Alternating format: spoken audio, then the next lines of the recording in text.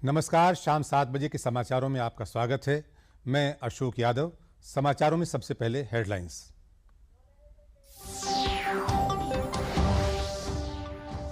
प्रधानमंत्री नरेंद्र मोदी की अध्यक्षता में केंद्रीय मंत्रिमंडल ने 5G स्पेक्ट्रम की नीलामी को दी मंजूरी। अहम फैसले से दूरसंचार के क्षेत्र में एक नई क्रांति की होगी शुरुआत।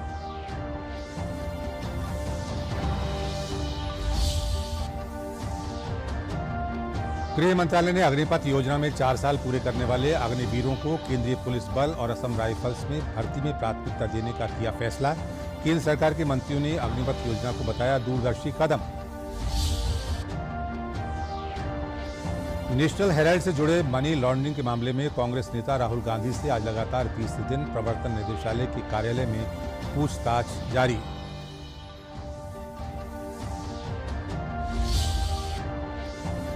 और मुख्यमंत्री योगी आदित्यनाथ ने प्रदेश में कोविड की स्थिति की समीक्षा बैठक। नए केसों में बढ़ोतरी के मद्देनजर सतर्कता और सावधानी बरतने के लिए दिए निर्देश। गेहूं खरीद की प्रक्रिया को 30 जून तक जारी रखने के निर्देश। अब समाचार विस्तार से। प्रधानमंत्री नरेंद्र मोदी की अध्यक्षता में केंद्रीय मंत्रिमंडल ने 5G स्पेक्ट्रम की नीलामी की स्वीकृति प्रदान कर दी है। टेलीकॉम कंपनियां लंबे समय से 5G स्पेक्ट्रम की नीलामी का इंतजार कर रही थीं। देश में दूरसंचार के क्षेत्र में इसी के साथ एक नई क्रांति की शुरुआत हो गई है। इसके तहत दूरसंचार मंत्रालय इसी सप्ताह इच्छुक टेलीकॉम कंपनियों से आवेदनों को आमंत्रित करेगा। कैबिनेट के फैसले के मुताबिक नीलामी प्रक्रिया जुलाई के अंत तक की जाएगी। इसके तहत कुल 72,097.85 मेगाहर्ट्ज स्पेक्ट्रम की नीलामी होगी। ये नीलामी 20 साल के लिए होगी। इसके तहत सरकार निम्न, मध्यम और उच्च फ्रीक्वेंसी वाले 9 स्पेक्ट्रम बैंडों की नीलामी करेगी। सरकार ने अपने बयान में कहा है कि digital India, startup India, make in India आदि के माध्यम से डिजिटल कनेक्टिविटी सरकार की नीतिगत पहल का एक महत्वपूर्ण हिस्सा रहेगी।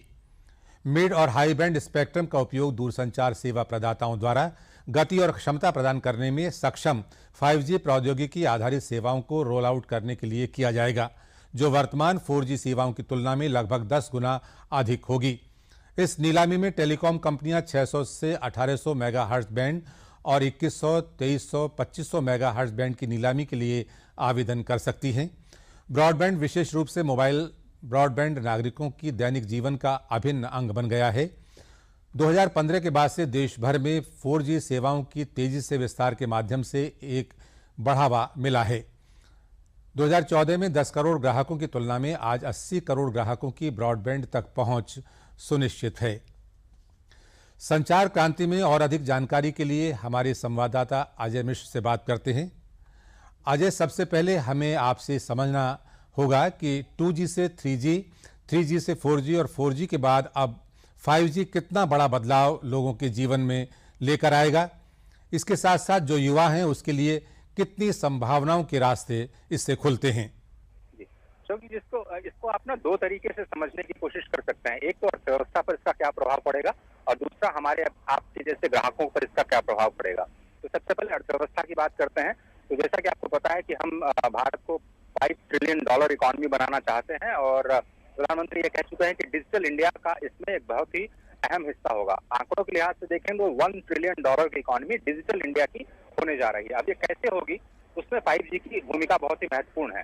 जिस तरह से आपने देखा कि 4G आने के बाद मोबाइल के जरिए पेमेंट करना कितना आसान हो गया। इस तरह से टेलीमेडिसिन और जो हमारी डिजिटल इंडिया की सेवाएं हैं जो अभी हमें मिल पाती हैं गाँव में, शहरों में, वो कितनी जिंदगी को आसान बना रही हैं।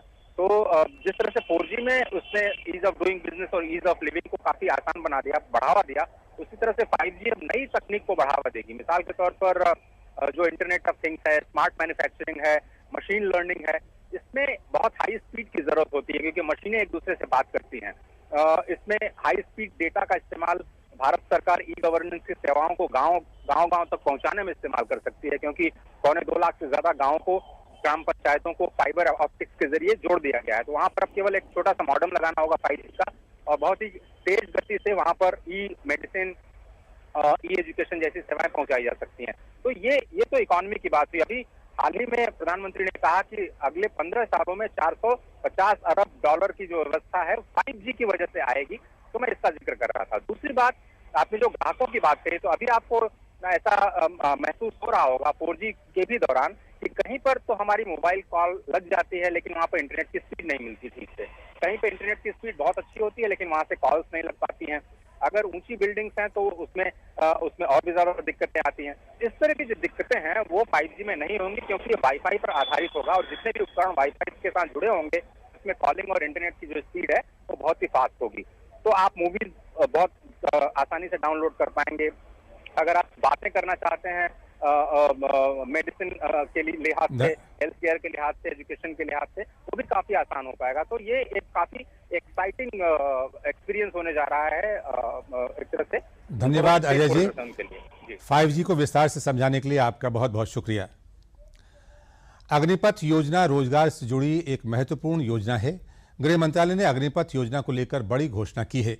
गृह मंत्रालय ने इस योजना में 4 साल पूरे करने वाले अग्निवीरों को केंद्रीय पुलिस बल और असम राइफल्स में भर्ती में प्राथमिकता देने का फैसला किया है।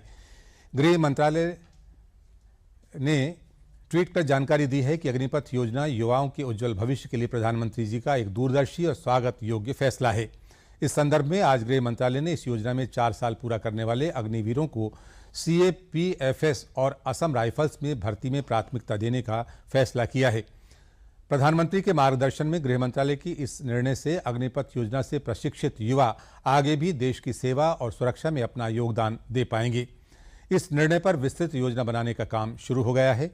केंद्र सरकार के मंत्रियों और भाजपा के नेताओं ने सेना के तीनों अंगों थल सेना, वायुसेना और नौसेना में सैनिकों की भर्ती के लिए भारत सरकार द्वारा की गई नई पहल अग्निपथ योजना की सराहना करते हुए इसे दूरदर्शी, ऐतिहासिक और क्रांतिकारी फैसला बताया है।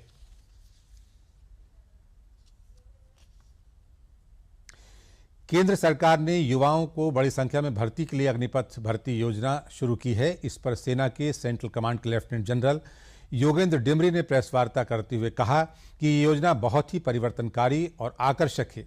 इसके तहत आने वाले समय में देश की सेवा के लिए युवा अग्निपथ स्कीम में शामिल होंगे और देश सेवा से जुड़ेंगे। जो केंद्र सरकार ने अग्निपथ स्कीम को मंजूरी दी गई है, उसके अंतर्गत अब आने वाले समय में देश की सेवा के लिए हमारे जितने भी युवा हैं अग्निपथ स्कीम में शामिल होकर अग्निवीर होकर देश सेवा में जुटेंगे। ये जो योजना लाई गई है एक बहुत ही परिवर्तनकारी और मैं कहूँगा एक बहुत ही आकर्षक योजना है। इस योजना के माध्यम से हमारी भारतीय सशस्त्र सेनाओं की जो प्रोफाइल है वो और ज़्यादा यूजफुल होगी। हमारे युवाओं के लिए ये योजना एक नया अवसर बन के आई है और ये एक ऐसी योजना है जो कि मैं समझता हूँ भारतीय फौज के लिए एक बहुत ही महत्वपूर्ण परिवर्तन, एक बहुत ही महत्वपूर्ण सुधार साथ लेके आई है, जो कि बहुत कम होता है। ट्रांसफॉर्मेशनल चेंज जैसे किसी ने बताया अभी। और अब वक्त है इस अग्निपथ योजना से जुड़े इस खास संदेश का।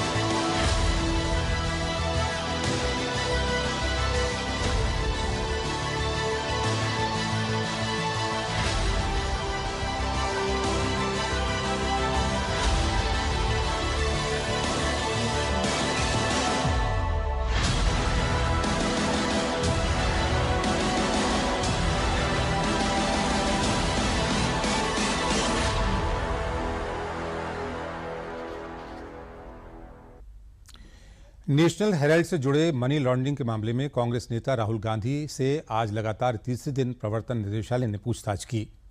भोजन अवकाश तक तकरीबन 3.5 घंटे पूछताछ की गई। इससे पहले मंगलवार और सोमवार को भी पूछताछ की गई थी। नेशनल हेराल्ड के 2000 करोड़ रुपए की संपत्ति मामले में कथित हेराफेरी के आरोपों को लेकर ईडी करीब पिछले 2 दिनों से राहुल से पूछताछ कर रही है। आरोप है कि पहले कांग्रेस पार्टी ने एजीएल को 90.25 करोड़ रुपए का ब्याज फ्री लोन दिया, जिसे चुकाया नहीं गया। फिर नवंबर 2010 में यंग इंडिया लिमिटेड नाम की एक कंपनी शुरू की गई, जिसमें सोनिया और राहुल गांधी की हिस्सेदारी 38% है। कंपनी के 12% शेयर मोतीलाल वोरा और ऑस्कर फर्नांडीज के पास हैं। कंपनी को खड़ा करने का मकसद एजीएल पर मौजूदा 90.25 करोड़ रुपए की देनदारियों को उतारना था। आरोप है कि यंग इंडिया ने साल 2011 में एजीएल के लगभग सभी शेयर और प्रॉपर्टी खरीद ली। इसके बाद कांग्रेस पार्टी ने 90 करोड़ रुपए का लोन भी माफ कर दिया। इस तरह 2000 करोड़ रुपए से ज्यादा की संपत्ति कांग्रेस पार्टी की झोली में आ गई। इसी मामले में कांग्रेस पार्टी की अंतरिम अध्यक्ष सोनिया गांधी को 23 जून को ईडी के सामने पेश होना है।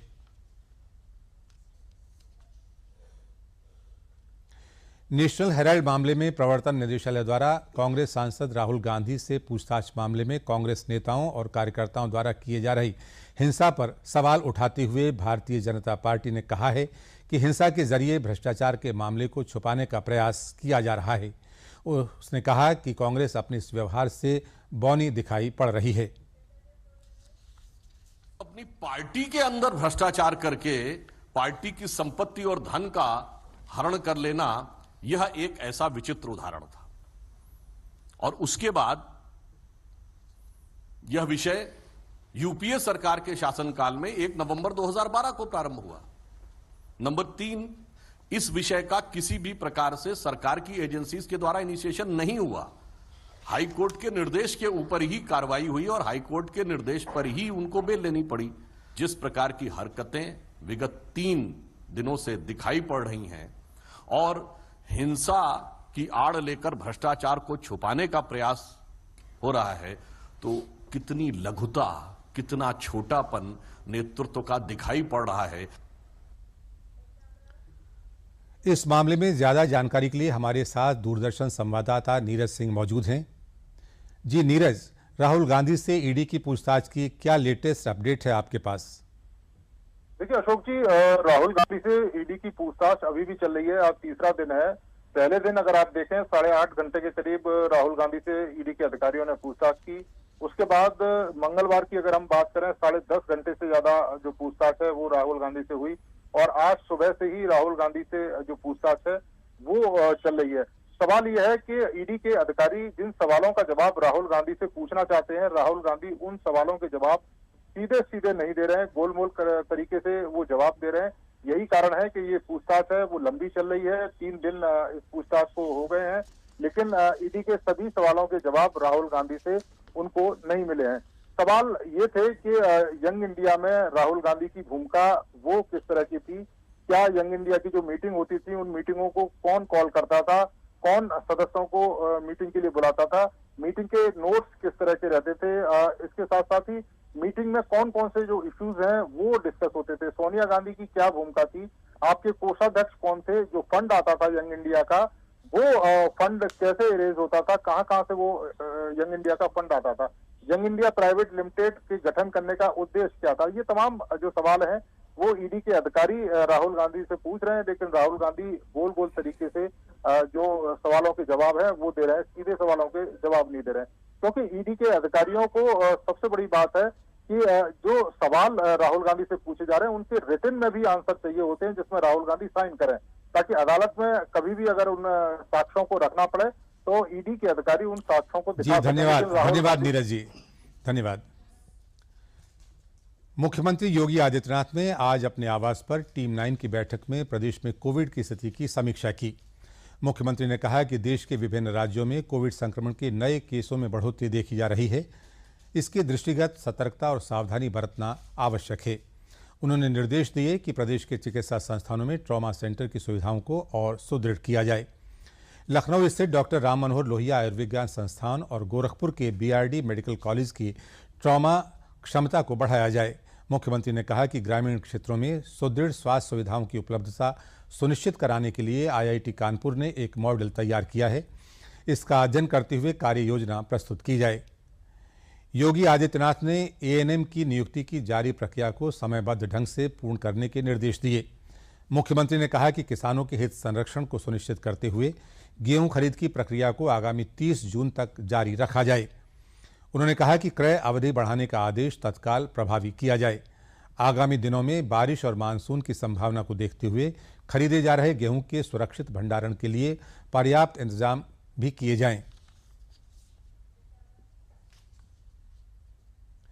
चुनाव आयोग की ओर से आज राष्ट्रपति चुनाव के लिए नोटिफिकेशन जारी किया गया। देश के 16वें राष्ट्रपति चयन के लिए 29 जून को नामांकन की अंतिम तारीख तय की गई है। गौरतलब है कि 18 जुलाई को राष्ट्रपति चुनाव के लिए चुनाव होना है। 21 जुलाई 2022 को परिणाम घोषित कर दिए जाएंगे। विभिन्न राजनीतिक दलों में चुनाव को लेकर सरगर्मियां बढ़ गई हैं। केंद्रीय मंत्री जनरल VK सिंह और राज्यसभा सदस्य लक्ष्मीकांत वाजपेयी ने आज बुलंदशहर में गरीब कल्याण योजना कार्यक्रम में शामिल हुए और कार्यक्रम के दौरान उन्होंने गरीबों के लिए चलाई जा रही केंद्रीय योजनाओं की जानकारी दी। जनरल VK सिंह ने कहा कि गरीब कल्याण योजना के तहत देश में 2 करोड़ से ज़्यादा लोगों को आवास योजना का लाभ मिला। VK सिंह ने कहा कि उत्तर प्रदेश सरकार प्रदेश में कानून व्यवस्था और शांति के लिए प्रतिबद्ध है और प्रदेश में शांति व्यवस्था बनाने के लिए जो भी जरूरी होगा उसे सरकार के द्वारा लागू किया जाएगा। इन पिछले 8 साल के अंदर वो प्रणाली बदल गई जो 2014 से पहले की थी। बदलाव आया मोदी जी के साथ। उन्होंने दीनदयाल उपाध्याय जी की जो एक का दर्शन था उसको लेकर उन्होंने कहा कि हमारी सरकार, और ये पहले दिन का उनका वक्तव्य है कि हमारी सरकार गरीबों की, वंचितों की, शोषितों की और किसानों की सरकार है। ये वो सरकार है जो इनका ध्यान रखेगी। ये वो सरकार है जो खाली नारे नहीं देगी कि गरीबी दूर करो और गरीबी 70 साल तक दूर नहीं होगी। और जितनी भी योजनाएं बनी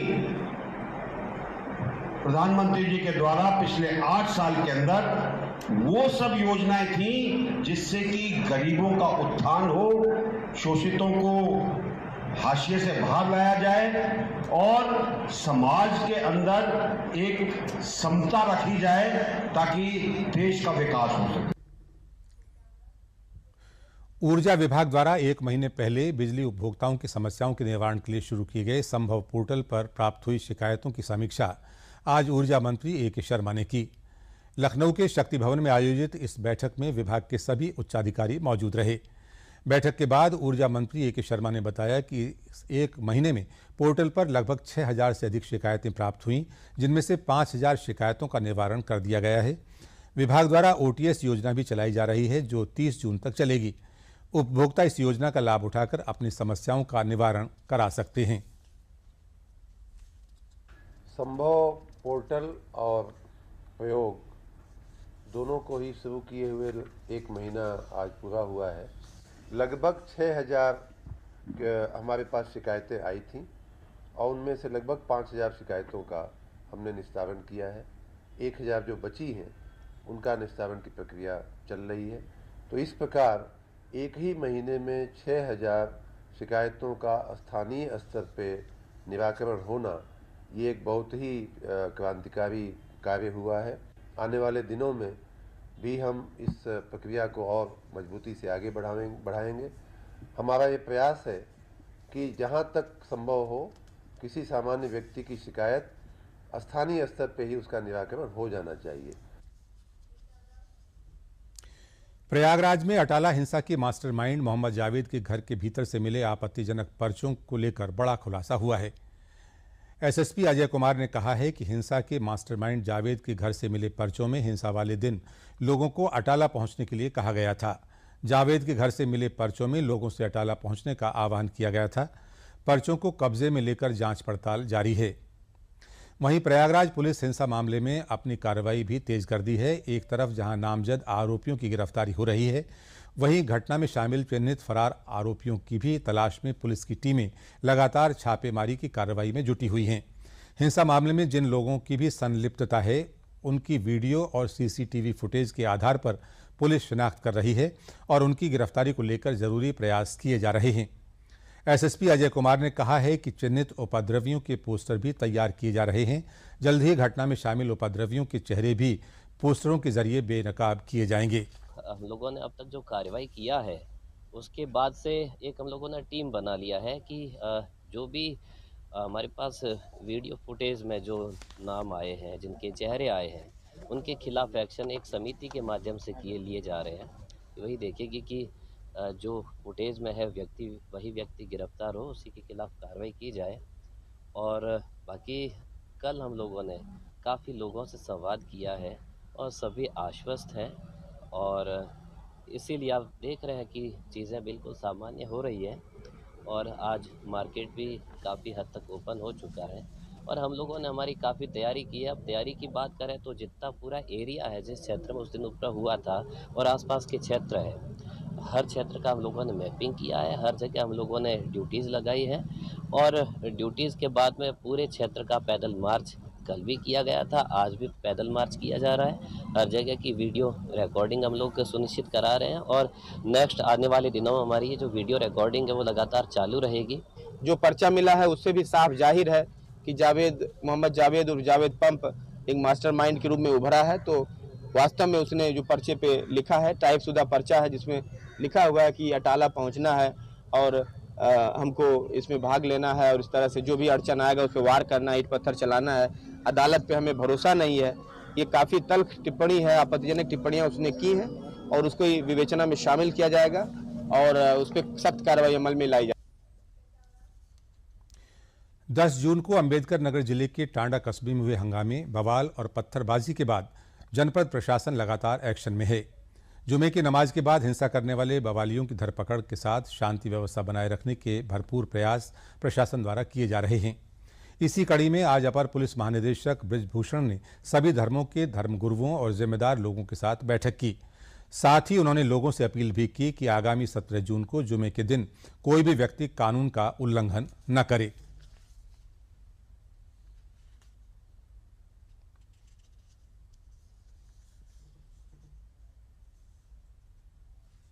गुंडे हों, एजिटेटर हों, एक एक को चिन्हित करके उनके खिलाफ कार्रवाई भी की जा रही है और जो अपराधी हैं, गुंडे हैं, उनके खिलाफ कार्रवाई करना ये हमारा मूल मंत्र है। लॉ एंड ऑर्डर 100% मेंटेन है, रहेगा। धर्मगुरु हैं, पीस कमेटी के लोग हैं, मौजे जो लोग हैं, उनसे हमारे सारे अधिकारी, पुलिस अधिकारी, हमारे सारे मशे साहिबान लगातार संपर्क में, उनका सहयोग प्राप्त किया जा रहा है।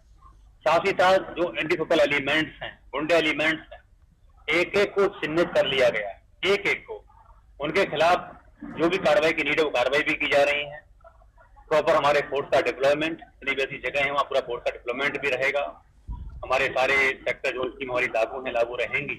कुल मिलाकर के अभी कहीं कोई बात नहीं है। हर जगह फोर्स 100% नॉर्मल है और आगे पूरा नॉर्मल रहेगा और किसी भी व्यक्ति को कानून व्यवस्था को हाथ लेने का मौका देने नहीं देगा।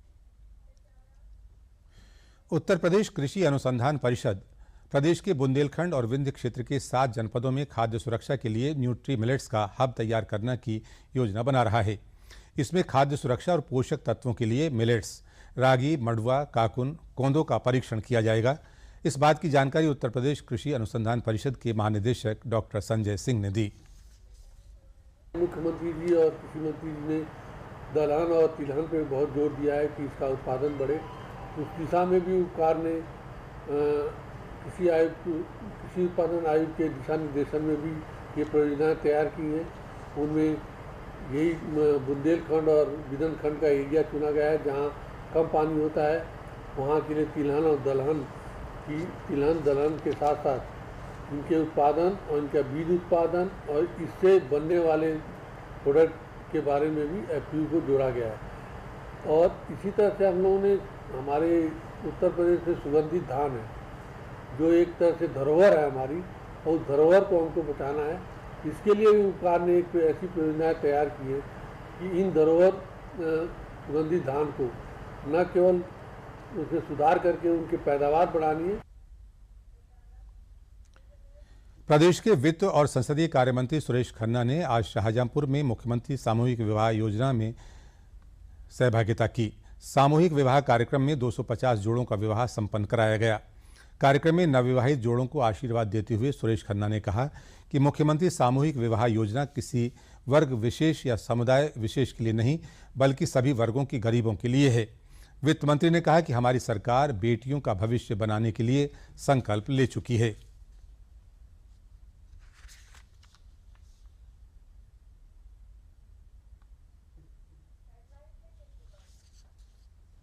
दो लाख रुपए से कम आमदनी वाले लोग जिनके वहाँ कन्या पैदा होगी, एक या दो, उनको 2000 रुपए देगी लड्डू बांटने के लिए।